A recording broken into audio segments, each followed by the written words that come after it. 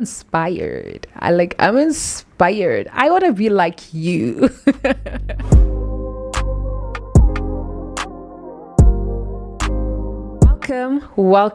Welcome to another episode of What in the South is going on here. And I must say, this past week was a bit of a tragedy.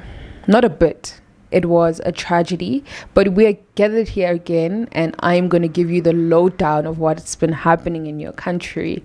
And yeah, without rambling too much, let's get to it.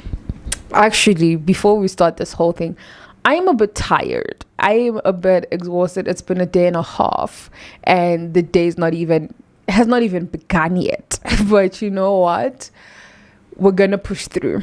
We're gonna make it. We're gonna make it anyway. Anywho, let's get into it. First up, I definitely have to speak on the Johannesburg fire tragedy that had over 70 people dead, 12 of which were kids. So a fire broke out in a building around. I actually saw this building on fire. I heard people screaming, and it was around, I believe, like a little after 1. I just finished working. I'm having tea. I jump into bed, and I'm about to scroll on TikTok because why? I'm an insomniac. But anyway, I was about to scroll on TikTok when I suddenly heard like loud noises, like people screaming, and my initial reaction or response to that was, Joburg people doing what Joburg people do. They start screaming for absolutely no reason. Like, I don't even understand why this is. I was annoyed. I was annoyed because it was so loud. I could hear it from my bedroom. So I continue minding my own business. I scroll, and then I hear what at first I thought was gunshots, and I was like, okay, whatever's happening outside there is really hectic, it's really big. We are just going to hear about it tomorrow, right? And then it just kept on going, and I think it was around like 1:30. I was like, you know what? Let me just see what's happening. I step out of bed. I open up my window, and there's a building that's on fire, and you can hear people screaming, people running across the street, and it was a whole chaos. But I think in that moment I really didn't grasp how bad it really was, because in my head it was just like, okay, buildings on fire, people are running out. And at that point, there was no fire department, no medics on site, no police on site. It was literally just people. And then I was like, okay, I went back into bed. And I just thought, like, what do people do in such situations? And then I was like, oh, wait, I didn't see any fire department. How do we know if the fire department is notified of this? And then I called them quickly. And I must say, I was very surprised at the efficiency in my call getting answered, and stuff like that. But then I called this lady. I'm like, I'm not sure if you guys are aware, but there's a building on fire in Joburg CBD. And then it's like, oh yeah, we've been told there's a response team going there. Okay, cool, fine, sharp. That whole thing ended. And then the next morning, which is then I was watching the news, because I was like, okay, surely there's like an update as to what was going on, what caused the fire and stuff like that, because I think 2 weeks prior there was also another building on fire, but I guess it wasn't that massive, and I guess that made me like almost nonchalant about it. It's like, oh yeah, buildings catch fire all the time, but that's not true. And then yeah, man, you realize how bad it was. And I guess in all of that, I didn't really understand why people struggled to get out of the building at the very beginning stages of the fire, because the fire affected one side of the building, right? So I couldn't wrap my head around the fact that people could not just like leave, especially because it was like like a 5-story building. And to me, that is not that high, right? It is high, but I think I've been exposed to like buildings with like 10 floors, 11 floors. So to me, a 5-story building should not be that difficult to escape from, until I learned that this is actually one of the hijacked buildings in Joburg, and that what it means basically is that you have these landlords, so-called landlords, which offer people a place to stay, but they are not the owners of the building themselves. Now, the government is fully aware of these buildings and what happens in these buildings, and you'd think that they would do something about it. But then the issue with hijacked building is that they can't really evict people, because then you have your NGOs coming in and enforcing the law. So as much as the law is put in place where it says that people cannot be evicted from a building, unless they're given alternative accommodation. So that's the problem, is that, and the other misconception about this building was that it is just occupied by foreign nationals who are undocumented foreign nationals, but this was not true. There's also South Africans living there. So the whole story of the building is that at the very beginning it was a shelter for women and kids, right? And then there was an issue regarding the lease, and the owner of the building is Joburg city, so it's the city that owns the building. And then there was issues around the leasing, and then this just fell into the hands of opportunists who then promised people security, water and electricity, and they were paying around about 1,200 for rent. Now back to my thought, or my train of thought, was that, or rather, what I was questioning with the whole situation is that why couldn't people just escape? And I think it was a bit ignorant and naive of me to say, but I guess I didn't know what the story was regarding the building, because I just thought that it's a normal building, because from outside it just seems like a normal building. But once you hear the story about what the kind of living situation is inside, then it makes a whole lot of sense why there were so many dead bodies, and why people ended up resorting to jumping out of windows to try and escape, simply because, firstly, because of the type of building, it's not in the best of states, so there isn't an emergency exit in case of a fire. And there's an informal settlement inside the building, so there are shacks inside the building, and people have reported that people get mugged, people get raped in that building. So obviously people put up what are these, like, things to protect themselves. So it's not like inside the building there's like established kind of like little apartments, I would say, or like flats, or whatever the case may be. It's literally shacks within the building. So by the time the fire happened, the front door was completely locked and people could not leave out of there.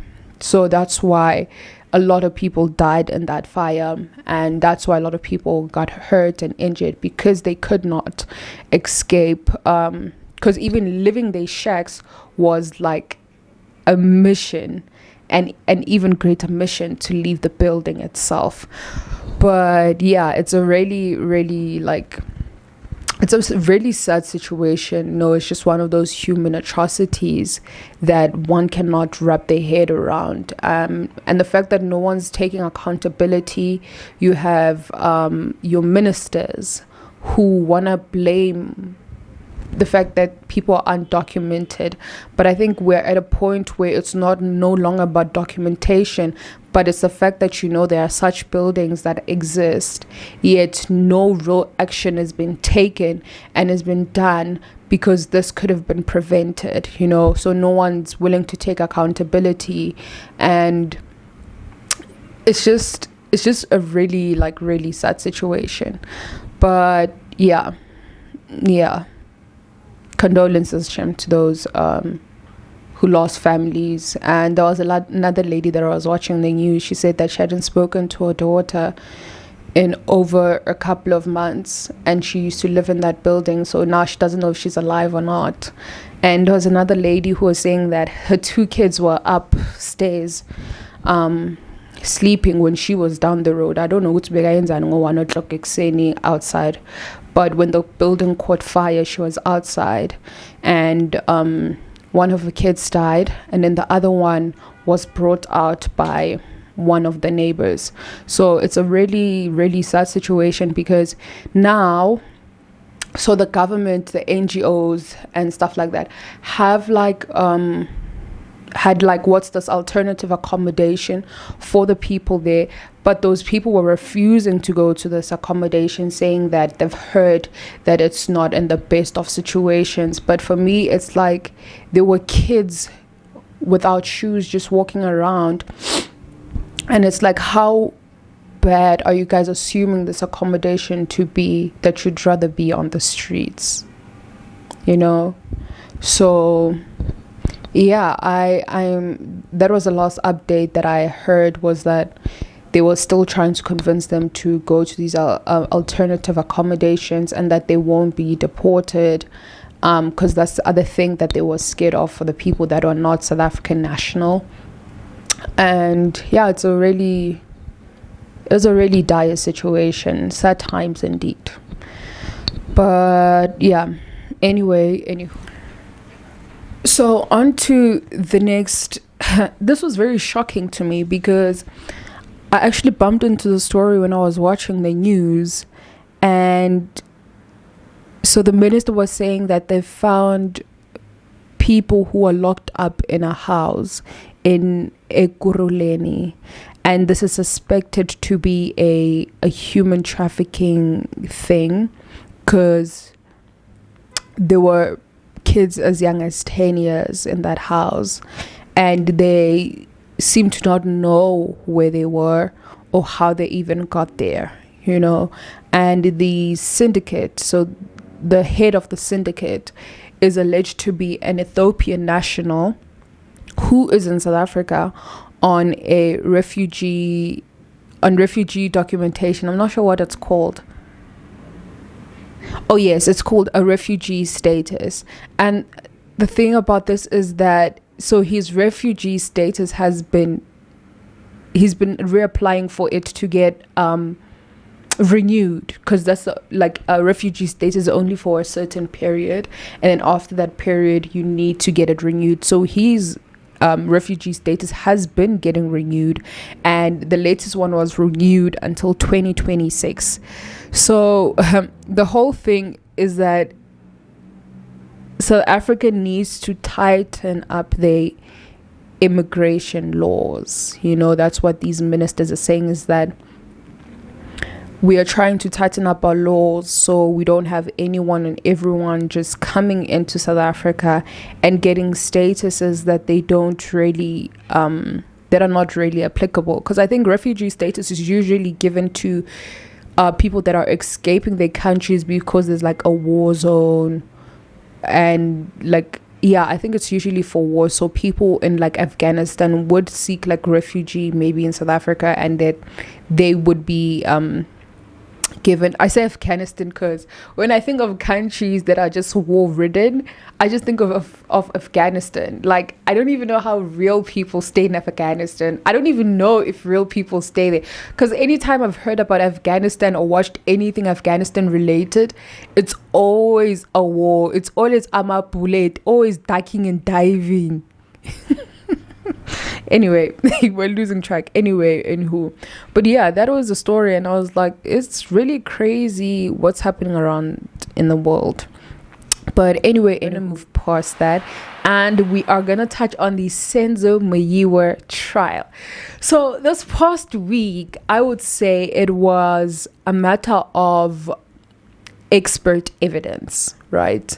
Because I think we saw an expert coming, a ballistics expert coming, who was not really entangled within this case, but he was asked to come and give his expert evidence in terms of the exhibit. When we talk about the exhibit, we talk about the gun itself, and they're talking about bullets, projectiles, cartridges, vests. I didn't know that a gun had like so many layers to it. But I guess it also makes sense because this is like a machine that can take a life, so surely it's complicated and complex. But yeah, but I must say that it struck a bit of an interest in me. I'd like to do like a ballistics course if I could, and just to have the knowledge. I think it's very interesting, and I think it would be more interesting to listen to this case whilst you're knowing what exactly has been spoken about, because even when the advocates are like cross-examining these experts, they keep bringing up the fact that they're just laymen and don't have full understanding of ballistics and that whole shebang, Yeah. But I think something that I've had to remind myself in the past couple of weeks is the fact that the onus lies on the state to prove guilty. So they need to bring the burden of proof, right?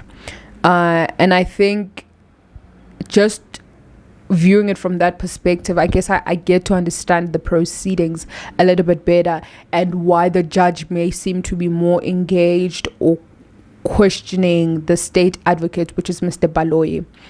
Because at first I was like, why are you always like saying Mr. Baloyi that, Mr. Baloyi that, Mr. Baloyi that? But then I quickly realized that it may be because the onus is on the state to prove guilt, right? So I guess he needs to ensure that the state is on par with every single aspect of this case and everything that is happening. I would say that I guess I'm starting to see, or at least we are at a point where we're able to connect what the state is trying to put out there, because what they did first is that they've brought in a ballistics expert. They've brought in the ex-girlfriend of the accused. They've also brought in the landlord of the accused. So what they did first is that they are proving that the person that's accused is the person that they're saying it is. So the girlfriend is there in terms of identification to say that this is the person that I was dating in that particular year. He had dreadlocks at that time. And then what they're now doing is that the gun that was found on the accused, they are linking that to the false Loras case, which is the Senzo Meyiwa case. And I guess in that, so they are proving that he owns the gun, and this is the gun that shot Senzo Meyiwa. So in that, it means that he was the shooter, right? So that's kind of like the dots that have connected in the past week in terms of this case. But yeah, I'm looking forward to see what this new week is going to bring in terms of the experts, because I'm not sure if it's Umangena or Musia I think it's Mangena. He's the other ballistics expert that was dealing with this case from the beginning. So I guess he was told to stand down last week for reasons I'm not too sure about. I guess the defense was not ready to cross-examine him. They were still missing a couple of information and all of that stuff. But I'm hoping that we get to see him back in court this week and see what revelations he has for us. And in terms of the judge, I think I'm ready to share my opinions in terms of the presiding judge, and I like him. I think he has a bit of personality, which I always like to see in terms of like the court, because I think when it comes to process and procedure, things can be so, what's this word, hierarchical, and things can be so intense. But I guess his personality kind of like shines through, and he's very knowledgeable. And because the other thing I always wondered was, when it comes to the presiding judge, like what do they do? Like, okay, cool, they come into court, listen to evidence that's been given, listen to cross-examination, listen to defense, listen to evidence and all of that stuff, account for things, because at the end of the day, they need to make the decision, right?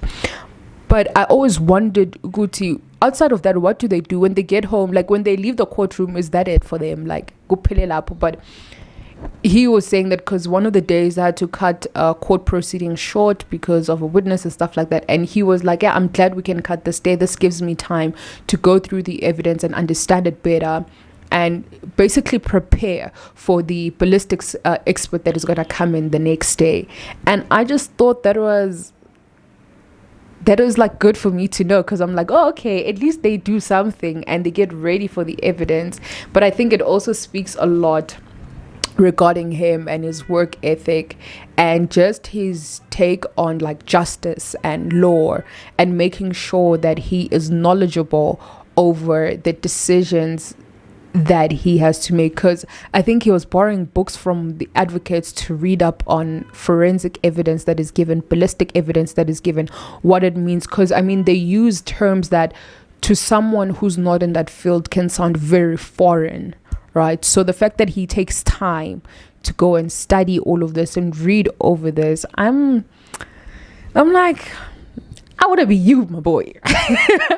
I want to be you, my boy. It's like, where do you find people like that to mentor you and all of that? You know, I think there's a great level of discipline that he possesses that I'm just like, I'm inspired. I'm inspired. I want to be like you.